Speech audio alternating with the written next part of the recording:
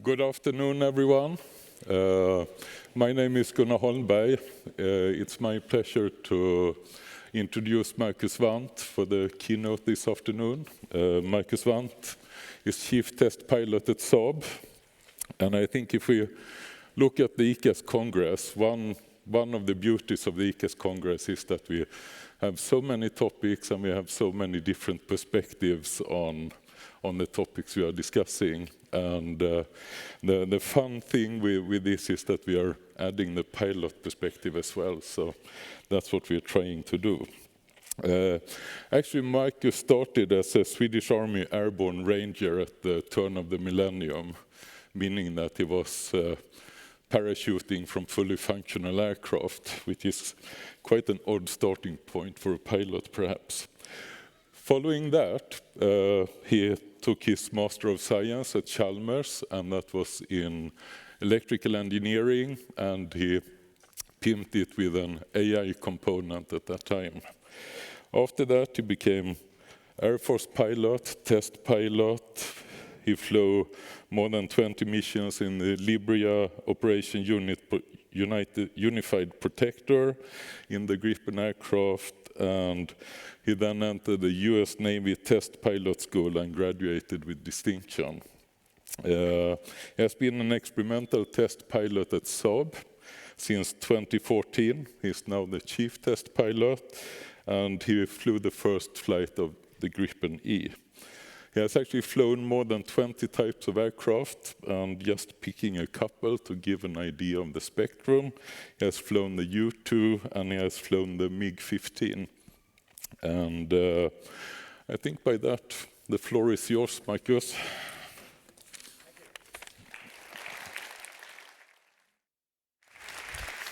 Thank you, Gunnar.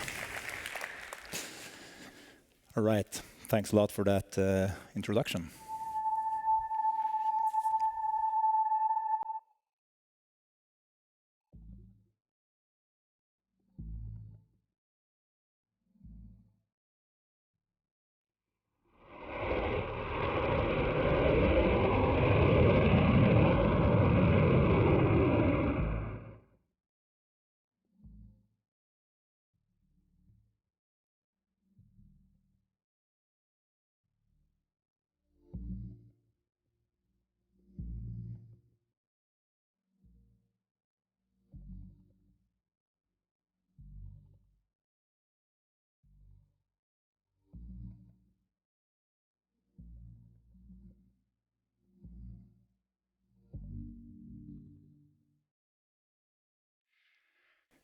Ciao, Mr. President of ICAS, ladies and gentlemen. I'm honored to be here today and to be allowed to attend this Congress and learn all the interesting things you are working with in aerospace.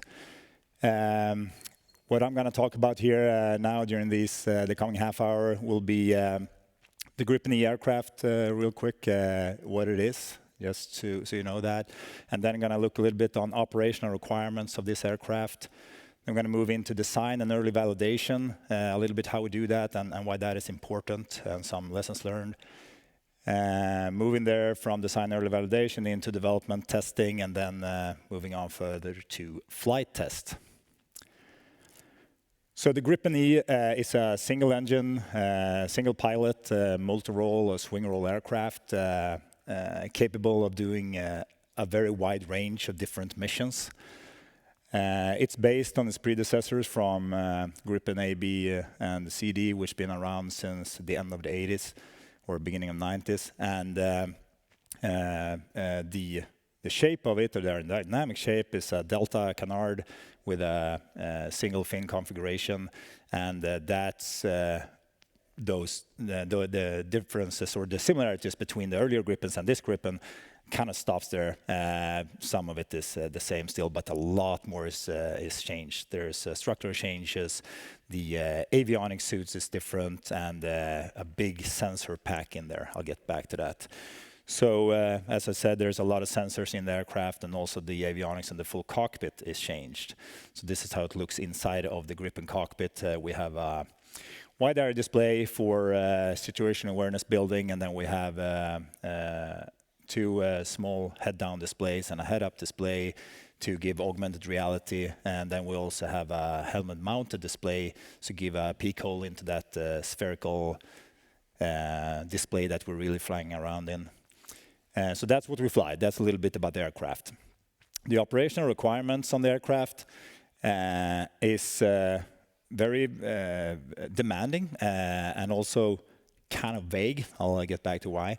The Swedish Air Force made an analysis or an investigation whether or not it needed a new fighter jet, and came to the conclusion that that was needed to meet the continuously evolving threat environment and also to be able to quickly address unknown mission types. During my 20 years in the business or in the fighter business, we have moved from a very specific mission, defending Sweden, to international missions, NATO alignment, and air to ground in another way than we did before, close air support, and then anti-shipping came back, and now we're moving throughout all this mission, and it's going faster than the technological adaptation. Not that it's technological difficult to do it, but the whole process around it. We also want an aircraft that could do a mission, different missions simultaneously. And we wanted to have a high survivability in unknown operational environments. And of course, we wanted a long-term system growth margins. And all these comes down to adaptability and flexibility and how to build that into the system. And I'll get back a little bit to what that means in testing later on. So when I started at Saab, I flew flight test. The flight test I did was in Gripen CD. The Gripen CD program is still running, and those were the flight tests, and not that much into Gripen E the first half year maybe.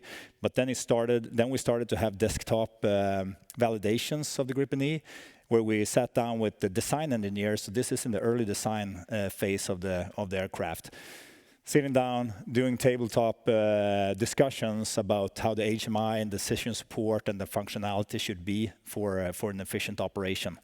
When we had those discussions, we decided on, okay, this is the way we want to go probably, and then we implemented that into our prototype simulation environment.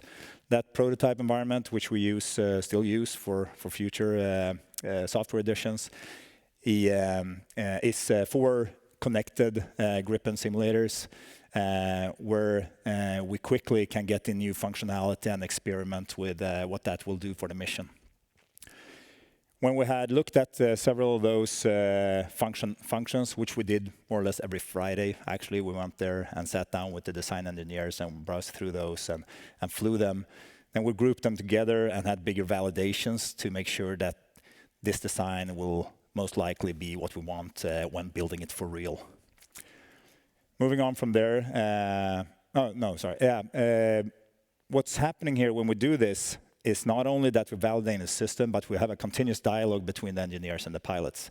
So we kind of learn each other, our different languages, and also create a bridge from between the future, which is in the prototype, and the present, which I'll also come back to, because by nature, the prototype should be further ahead than where we are right now. Support questions used often during these validation, at least I use them, is what questions do I ask myself in this tactical situation? And then I ask the engineer or myself, is there a way I could get this question answered by the system right now, or do I have to figure it out myself? Also, what adds real value to the tactical outcome, because some features and functions can be really cool and nice, but they might not add that much value, so maybe we shouldn't put effort there, while there might be very simple solutions which can add a lot of value to the tactical outcome. So those we try to identify and try to communicate between the pilots and the engineers. And also a leading star throughout the design of the aircraft have been the decision loop. I don't know if you're familiar with the OODA loop by John Boyd, but anyway, it's if you observe something and then you orient yourself, what that means to you, then you decide, and then you act, and then you observe again whether or not that act gave the results you wanted to. We want that loop to go as fast as possible. So every function we're analyzing, every changes we do, we ask ourselves, did this or did this not increase the pace of our loop or decrease the tempo in the adversary's loop? Early validation, such as this, has also provided good cues for where to put effort in the target environment. So some validation results gives you the knowledge of whether or not that is sensitive. If it doesn't really matter if the models in the prototype were spot on or not, then that might be a more robust function or less sensitive function. But if you during the validation say, yep, this is good, but only if this model of that sensor is exactly what it is. If there's a limitation in there, this will break down. Then you know, okay, we need to look at this real early when building it for real. It's also important to realize that some of the early validation results may not be valid in reality. This is obvious when you're doing the validation because you're sitting there like this, maybe not your helmet on, everything on, nothing is shaking. But to remember that and also have that in your plans later on, because I might come back 2 years later and say, well, I know we validated it, and I know I said this will be really good, but it's not, because this did not work as intended. So that's important to know. Most of the validation results have helped us a lot in building more or less correct functionality from the beginning, but some turns out to be not correct.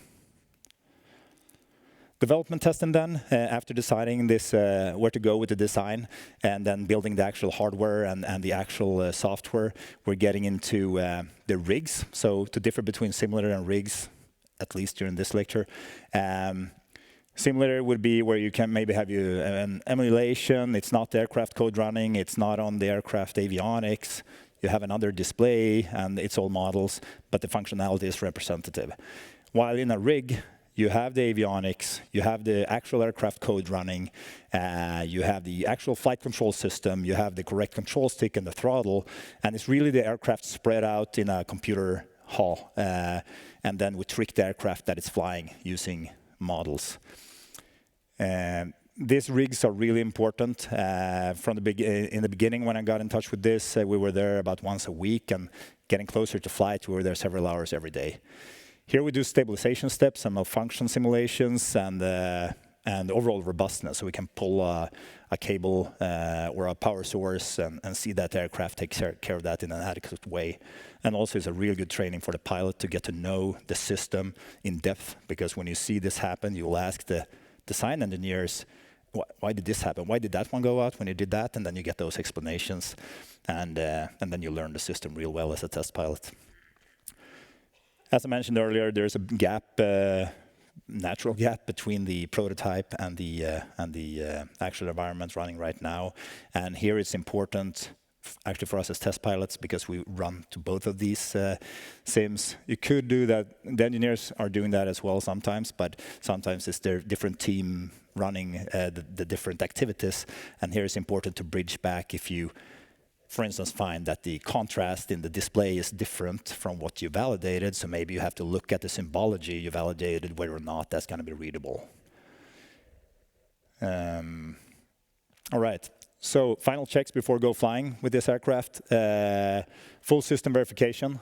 All subsystems not developing now is just verifying that the functionality is as it should be. Here, for the different subsystem, there's different levels, at least at our place, different levels of pilots' participation. Some subsystems is obviously a lot of pilots in there, and others not at all. The whole aircraft, though, there's a high level of pilot participation, where we fly the aircraft as an operator, but also to see if it's predictable when you hit the aircraft as hard as you can, and make sure that it's robust to take it, and all those degradation modes we have, which goes into the flight safety test, where you check all those degradation modes. The Gripen has a lot of levels, and it's doing a graceful degradation, so it's trying to isolate or kill out that part that's not working as intended, and then maintain as much as possible of the rest, both for tactical robustness but also for flight safety. All right, getting closer to flight. So the first flight, when we did this, 2017, was the first one of that scale since 1988. The training of the test team, we were about 35 persons in the core team. started 24 months prior to the flight. And of course, the team did other things during those 24 months than training for this, but still, we had recurring test or training. We used the rigs a lot, and we connected the total system aircraft rig with the telemetry room, so the aircraft or the test engineers and the system engineers could sit in the telemetry room looking at the data feed that they would see during flight to learn or train of how to observe or monitor anomalies and where to look. Also did live rehearsals in Gripen E and ground tests, and then we had a flight profile, which actually the intent with a first flight would be to land safely. That would be the only good aim, I think, or the most important one. And then, of course, a couple of pictures. So marketing area will be happy that we flew and show progress. But the profile was mainly to gain margins for contingencies, and then we did some testing when it comes to handling qualities to be able to land safely, but then also we put the gear up to assess the aircraft in clean configuration. The results, why I'm showing this is because to just emphasize the importance of the rigs which we use. During the startup, we had no workarounds at all. We could follow the checklist as intended. No failed startup checks, so the aircraft does a lot of startup checks. No failed built-in tests and no cautions and warnings.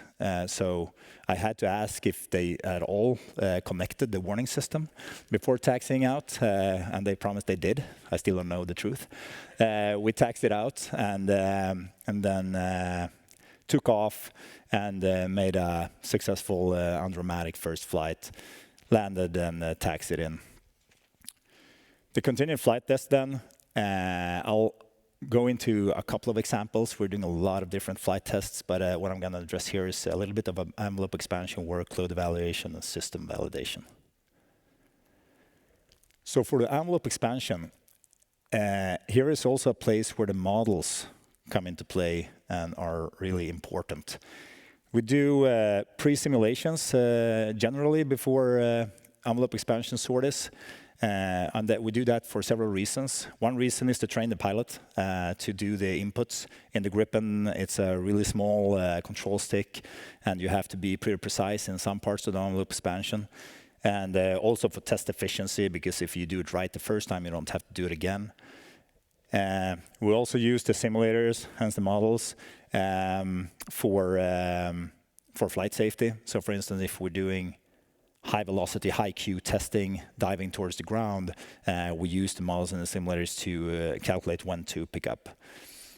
We are also using the simulators to get data before the flight for what to expect. And then during the flight, we have real-time model comparison. So in the telemetry room, the test engineers and system engineers will sit and make sure that the aircraft is following expected traces and the model at the same time. And we do have footprints, which we have flown before, but that might not be exactly the same input or the same atmosphere or the same things that's happening during the flight. So having this real time is a real powerful tool. These two way of using the models enables us to take rather big steps during the envelope expansion and to focus on the parts that's difficult or more likely to be a problem, rather than being than slowly moving in the heart of the envelope all the time. Also, it enables making decisions during the flight. So we can bring a stack of cards, which traditionally would have required 2 or 3 flights. So fly, get the data, come back, make the analysis, go fly again, get the data, make the analysis, yep, safe to go. Now we can bring the cards, and normally I do a few test points, and then it's a halt for about a minute, and then the telemetry room comes back and says, yep, hey, you're good to go for the next one, that's good. That keeps the pace and the efficiency of the test flying real good. Workload evaluation. Workload is a very interesting topic for me as a pilot. It's not it's not all objective and it's not all subjective, I would say. I would argue. Someone is probably, this is dangerous, there's a lot of scientists here, so I'm guessing a little bit here. But anyway, my opinion. You can measure, or fairly easy to say, yep, I'm all locked up on one task for a certain time. You can then also measure and detect if, yep, now something happens, so you're shifting task, and you're fully occupied with that for a certain time. Or you can see if you're not fully occupied. But then that accumulated workload jumping back and forth might be very difficult to objectively assess, because that's a feeling. If you're building stress or if you're getting saturated, that is very difficult to measure, I think. So this is a mix of workload scales we're using during flight tests, but also the overall judgment. Just I evaluated this and I was sweating all the time, or yep, this is all right. And this aircraft, compared to others I've been testing, is a little bit different because of the very short update cycles, and also because of the separation. I didn't mention that, but we have separated the flight critical from the mission critical in such a way so we do not do flight safety tests when we update the mission critical. We actually update this. We do this right now. So I fly a new software edition in this aircraft every 4 weeks. It shifts all the time, and we're really quick in getting this in there, and it really works, which is good. The difficulties that poses when it comes to workload is how do we ensure that change in the mission critical, whatever change you do, whatever you ask for from the application. For instance, if you ask an operator, say, hey, yeah, I want to have all the electronic warfare information the aircraft has at the same time, right now, all the time at the screen. That would be a lot, because this aircraft detects a lot. There would literally be symbols all over. And if you do that, and that's not in the flight critical part, we still have to ensure that the flight critical part and the safety part when it comes to altitude, attitude, and all the standard flight safety parts is prominent enough to win that fight in the cockpit, and that I don't get too saturated by the tactical systems. So that's a little bit different, actually, from what I've tested before. We have to kind of test it for something that we have not put in the aircraft yet, and maybe will not put in there, but I have to be robust enough for that. Also, when it comes to flexibility, so the cockpit here, which I showed earlier, is really flexible. You can lay it out in any way you want, and that's good, because we don't know the missions yet, maybe, and you can change that in a lot of ways. But when you do that flexibility, you have to create an apparent low complexity, because flexibility generally creates complexity, and you have to build good shortcuts going through there. So that's also a part of the testing, because I could go there and fly and use the same setup every time. And that would be one way of removing the complexity, but that's not how it's intended to be used. Also, when it comes to automation, we have a lot of automation in there. When it comes to human-machine collaboration and working together with the aircraft and assigned tasks, it's important that the automation and human-machine collaboration aircraft part of it is transparent enough for me to take back tasks in a good way and to see whether or not the aircraft and I are still working towards a common goal, which is also challenging. You could also do automation where you push a button and then it does its thing and then it comes back. But if things changes during the combat, I want to see that the aircraft tracks as well without being too much workload. So that's also a challenge. System validation during the flight test. We do operational style flying as well. We do have a concepts of operation which we fly the aircraft towards and make sure that it seems to be doing what it's supposed to. And we are all the test pilots that Saab are former Air Force pilots that's been operational. But we also fly together with the Air Force. So we take the test aircraft and join the Air Force in their exercises. That provides a lot of good data for us, because it's also difficult for us to launch that many aircraft at the same time. And also, here it's important to test functionality such as when it comes to the human-machine collaboration part and the interconnection between the aircraft, because I'm not the only one using my aircraft. Other aircraft are also using my aircraft, and I'm using other aircraft to build this picture during this combat with this aircraft. A continuous feedback during all testing and development to prevent a disconnect due to the gap I talked about earlier. There is an inherent gap, but that doesn't mean that there will have to be a disconnect. So as long as we have that feedback loop where we as pilots and also test engineers feedback to design, and we sit down together and say, yep, okay, how was that validation? Yeah, it was this. Yeah, okay, but this is not how it works. Or, hey, this sensor performs a lot better than the model did, so maybe we want to use that one in here instead. We have those feedback meetings, or bridging meetings every week. Standing meetings, super important, I think, for efficiency, and also because there are so many things that you find that might or might not be a problem, but it needs to be discussed. So in general, a tight cooperation between the tester and the designer is crucial, and it's paid off a lot of times throughout my 8 years with the Gripen E here, and I think that goes for every business building complex systems. Finally, to conclude this, I would just like to go back to that first flight, actually, with the Gripen E, because walking up to that aircraft that morning, getting close to it, and I could just feel how much effort and work that has gone into making something like this happen, and also doing the walk around. You could kind of feel the solidity and the strength of the aircraft, and it's people like you in here that made that possible. So I just want to say I'm really, really happy that all of you are dedicated to aerospace, and that keep that going, and keep that basic research going, and keep that valley of death away or so, bridge it, and then get us those nice TLR, high TLR fighter jets, and also, of course, any aircraft or spaceship, by the way. I like those as well. So I just wanted to say thanks a lot, and here's a little bit for that feeling-wise.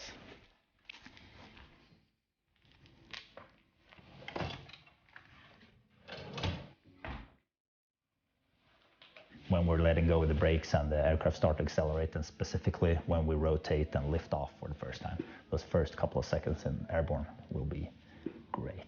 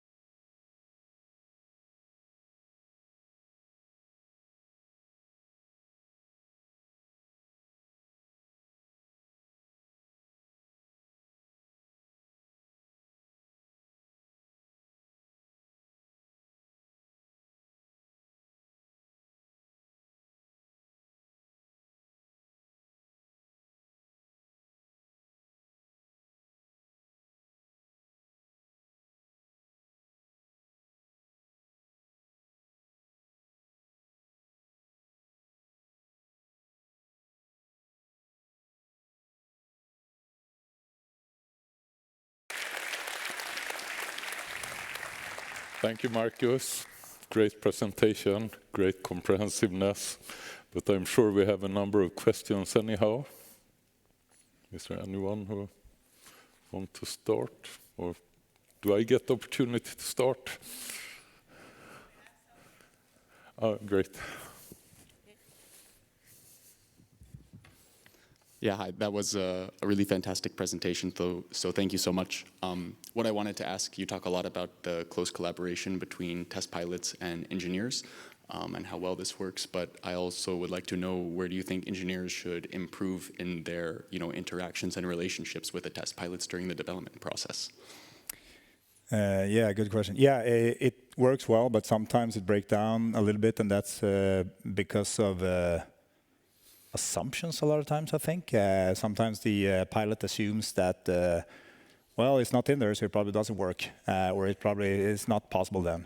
And on the engineering side, it's like, yeah, this is possible to do, so good, let's do it. And then there's 1,000 hours spent for something that might not add as much value. So I would...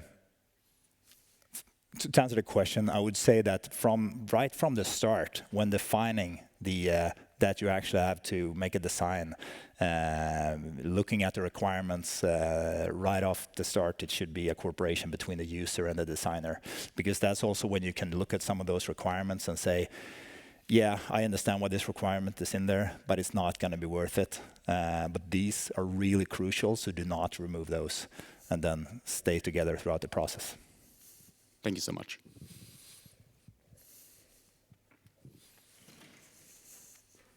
I had one more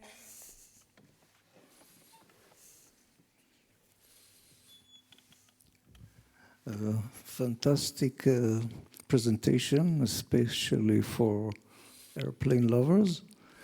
My question would be maybe odd for a new airplane, but Air Force in the world, especially US Air Force, tend to look at airplanes as platforms for new systems, AC program, aging.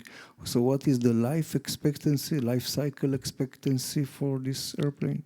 Yeah, that's a good question. I think what Saab normally says is 30 plus years. And the plus, I guess, depends on how adaptable we got this platform. But a lot of emphasis have been put in not creating unnecessary boundaries. Sometimes it's easy to confine the problem you're solving right now, because that's a quicker way to achieve that specific problem. But we're always struggling with trying to really look a bit further than that, and don't put the boundaries in there. And that's honestly, it's been quite painful for a couple of years, because that creates a lot of difficult complexity and high authority in parts of the aircraft, which also make that element really important to get right. But now we're through that. A couple of years ago, we got kind of through that, and it was the platform and foundation was set. So now we're kind of starting to really harvest that adaptability. But that's the life cycle length intended right now. And then the Saab guy in here can correct me if I'm wrong.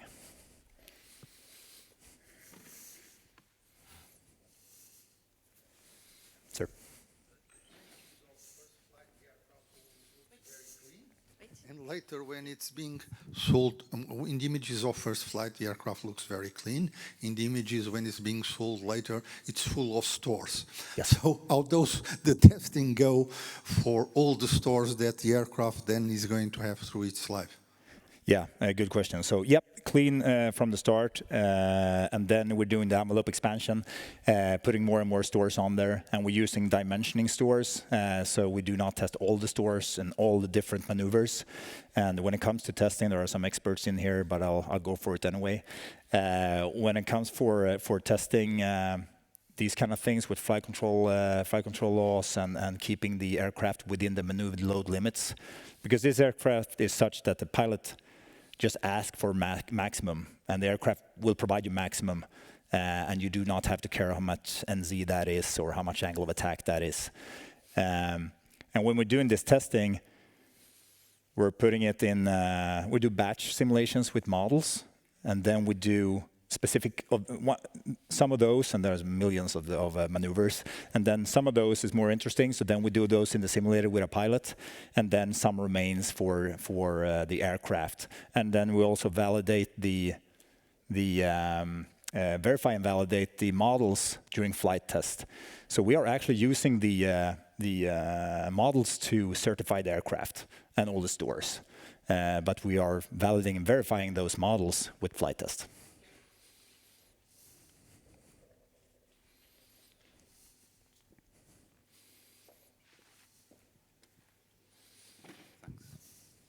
Hello, Rüdiger Thomas from Airbus. As test pilot, you are somehow the voice of the customer for the human-machine interface for those machines. So for commercial aircraft pilots, obviously it's easy to know how a commercial aircraft is operated. How do you get trained for the situations of combat aircraft in war situations? Do you mean in my own aircraft or in general, or? No, how can you project yourself as a test pilot in the war situations for tactical missions? Now I get, yeah. So there's probably different ways of doing this, but in general, in the test pilot schools I went to in US, everyone was from the military, or that was a military school. And in Sweden, every test pilot we have a background in the Air Force as a combat pilot. So you kind of bring that to the table when you become a test pilot. And also, we still fly with, I'm still active in the Air Force. So I go back to the Air Force every year and fly operational, on an operational squadron. Now it's been a little bit slower due to the pandemic, actually. But that's the intent anyway. And we do have a tight cooperation with the operational test and evaluation, and also with the defense procurement governmental FMV. And they're pilots. They have pilots, both of them, right? So we are flying together, and we train them for the test aircraft as well. So they fly in the test aircraft, and then we sit together and discuss what this will mean during the combat. So, but it's a really good question, because it's so easy to go out there when you do workload assessments and say, yeah, sure, the workload was low. Yeah, but I only had one task, right? I was just looking at this. There was no one jagging on the radio. There were no missile locks. There were no like stressful situation. So that's how we do that. We go into the Air Force and get those high workload stories. Thank you.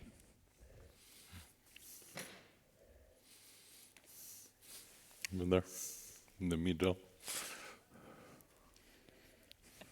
Okay. Quick one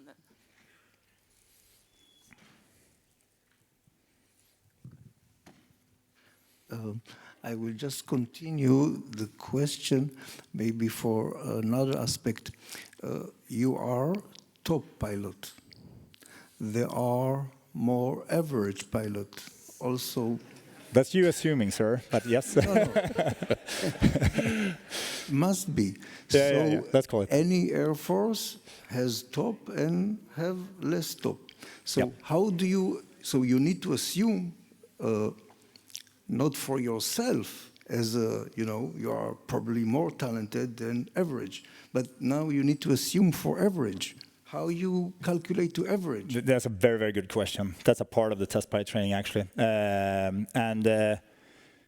You have to assume the average, and also sometimes also go below the average and think, yeah, what would the consequence be if you're below average here? That actually becomes a discussion a lot of times, because if I do, say I do testing in the simulator, and I do hundreds of something, and I grade those from my performance, or sometimes I do a grade which is not good, like I do a Cooper Harper 6. This is not good, but I can get a comment from the engineer like, but you nailed it. It wasn't a problem, right? No, but I had to work as, yeah, but you did. Yeah, but I did. But I've been doing this a lot of time. I have thousands of hours in an aircraft. I have all this training and specific test pilot training. You cannot assume that the pilot sitting in this aircraft when we have delivered will perform like this. So that's what we do. And also what's really important, and we actually have a standing bullet every half year among the test pilots recalibrate, and just so the horns doesn't grow and we don't start to compete with ourselves. Yeah, I got this right. Awesome, good grade here. That's not what we're supposed to do. We're supposed to assess what this will be for an operational pilot. So it's a big thing for us to be able to do that, and it's not easy, and sometimes you have to argue a lot to explain why it's not good, even though it went well. Yeah, good question. We have a final question over there, I think. Okay. Hi, I'm Luciana Pereira from Federal University of ABC in Brazil.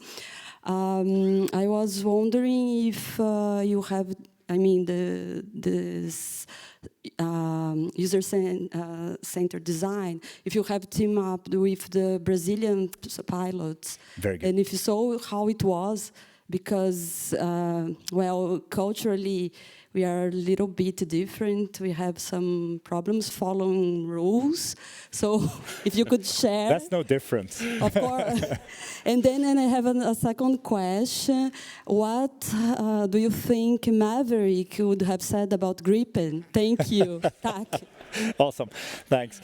Thank you for bringing that up. I'm sorry if I didn't bring the Brazilian part in here, because when we do these, even the early design meetings and iteration and validations that have been with FAB pilots as well from Brazil. So we have had test pilots from Brazil flying with us, and we have also been in Brazil flying with them. And when it comes to the culture, I actually have to say we are far away on the globe, but we are very close when it comes to pragmatism and what's important and not, and adding value and appreciating things and removing other things without a doubt. That has been working really well. And I flew to Brazilian Air Force in Brazil for 4 or 5 months when we brought the first Gripen there, and that worked as well in flying airborne. So and I really appreciate the Brazilian pilots' inputs. We have them literally in our room during the briefing every day. So we have a lot of interaction. And it's good to get their perspective. And sometimes the Air Forces can learn a lot, the Swedish from the Brazilian Air Force and vice versa. So yeah, thanks for bringing it up. But there's a tight cooperation and it works really well. And the Maverick. The Maverick, yeah. Try to dodge that one. He would love it. He would love it. Best fighter ever. Yeah. Yeah. I think Thanks a lot. Yeah. I think time is out, actually. Time's up. Thanks Yeah, a lot, that's okay. Marcus. Thanks. Very good. Thank you. And we have a small gift here from the Marcus. Oh. We have a small gift from the sponsor Boeing. So Thank you. thanks a lot. Thanks, Boeing. Yeah. Thanks, everyone. You're the one that keeps me company. You're the one, you're the one. When everybody's gone, you're the one by my side. No, you don't ever